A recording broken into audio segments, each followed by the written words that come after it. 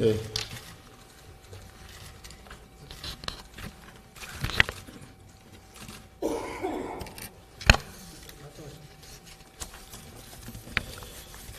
존경하는 국민 여러분, 그리고 선배 동료 의원 여러분, 조금 전에 더불어민주당 지도부에서 우리 당과 개혁신당이 통일교 게이트에 대한 특검을 하자라고 합의했다는 소식이 전해진 이후에 통일교 게이트 특검법을 수용하겠다는 의사를 밝혔다고 합니다.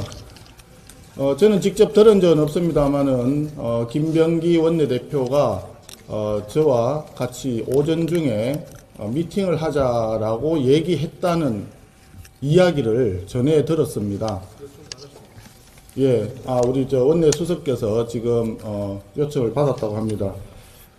좋습니다. 특검 바로 수용한다니까 만나서 바로 진행했으면 좋겠습니다.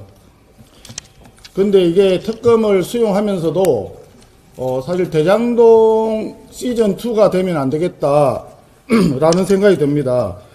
더불어민주당이 지금 권력을 쥐고 있기 때문에 자기들이 특검하겠다라고 얘기는 하면서 사실상 또다시 야당 탄압하는 특검만 하겠다라고 생각을 한다 그러면 국민들이 용납하지 않을 것입니다.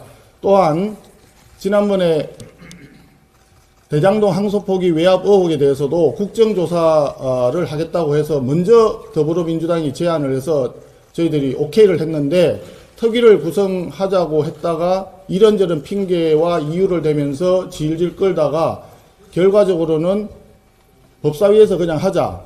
그것도 좋다라고 했는데 우리가 내걸었던 조건을 다 내려놓겠다라고 했는데 여지껏 수용을 하지 않고 있습니다. 그렇기 때문에 대장동 항소포기 외압 의혹에 대한 국정조사도 적극적으로 시행해야 된다라고 하는 걸 분명히 밝힙니다. 그리고 우리 존경하는 의원님 여러분들께서 함께 힘을 모아주셔서 저희들이 사법파괴 5대 악법과 국민 입틀막 3대 악법 합쳐서 전체주의 8대 악법에 대해서 강력하게 투쟁을 벌이고 있었는데 더불어민주당 쪽에서는 6개 법안에 대해서는 일단 금년 내에 처리하겠다는 방침은 내려놓은 것 같습니다. 어떻게 보면은 내년 초에 1월 달이나 추진을 다시 할지는 모르겠습니다만은 금년 내에는 처리를 하지 않을 것으로 보여집니다. 오늘 본회의에 아마도 내란 전담 재판부, 우리가 특별재판부라고 하는 그 부분하고 그 다음에 정보통신망법 해서 2개의 법안을 아마 상정하려고 하는 것 같습니다. 그런데 아시다시피 내란 특별재판부도 이게 법원이 아닌 외부에서 행정부와 국회에서 판사를 재판관을 누구를 할 건지 추천하는 이런 구조가 들어가 있기 때문에 아주 치명적인 위헌 요소를 가지고 있다. 그리고 설령 그것을 지금 수정안을 낸다고 합니다. 수정안을 낸다고 하는데 그 수정안의 내용에서도 법무부 장관이나 국회나 이런 외부에서 들어가는 것은 배제를 하겠다고 하지만 판사회의를 통해서 법관회의를 통해서 법원 내부에 누군가가 추천을 해서 그 추천을 받아서 대법관회의를 통해서 대법원장이 지명하는 식으로 하기 때문에 소위 무작위 배당을 하도록 되어 있는 기본 원칙에 완전히 어긋나는, 그렇기 때문에 우리 나경원 전 원내대표의 표현에 의하면은 독극물에서 좀에 드러낸다고 그 독이 사라지는 것이 아니다. 그래서 위헌 요소는 여전히 남아있다. 그렇게 생각을 합니다. 또 지금 이번에 같이 올라가는 정보통신망법 관련해 가지고는 허위 정보와 관련해서 워싱턴 포스트지에서조차 심각한 우려를 표명한 바 있습니다. 이 사설에서 뭐라고 했는가 하면 이재명 대통령이 말한 허위 조작 정보보다 훨씬 더 무서운 것은 정부가 그 의미를 정한다는 발상이다 라고 지적을 했습니다. 아주 중요한 지적이라고 생각합니다. 그렇기 때문에 이 법도 심각한 위헌 요소가 있다. 따라서 거기에 대해서 제야단체라고 할 수 있는 또 친여 성향이 강한 그런 시민단체에서조차 이거는 위헌이다, 추진하면 안 된다라고 지금 계속 성명을 발표하는 것으로 알고 있습니다. 저는 이렇게 생각합니다. 국민을 얼마나 우습게 보고 있으면 정부 여당에서 법을 만드는 것을, 나라의 국법을 만드는 것을 정말 호떡 뒤집듯이 쉽게 생각하는지 이해가 되지 않습니다.